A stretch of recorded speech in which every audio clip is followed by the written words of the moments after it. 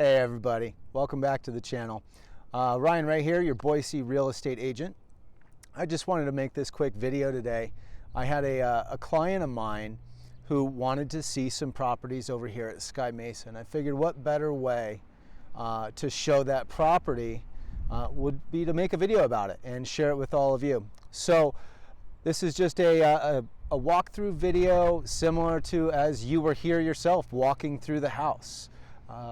I'll let you form your own opinions and see what you like best about the home. I did take an opportunity to pop into the 3 different models here, but they are still building. Sky Mesa is a hugely sought after community here in South Meridian, and it is just a beautiful community with tons of amenities. Basketball court, which is where I'm sitting now, an infinity edge pool, and there's another pool here as well. Prime location, great neighborhood. It's a really beautiful place, and the homes here are beautiful as well. They have everything from custom builds to spec builds, RV garage or not, various size of lots up to 1/3 of an acre. And I do have a relationship here with these guys. So if you have any questions or are interested in this community or others, feel free to reach out. Don't forget to like, comment, and subscribe.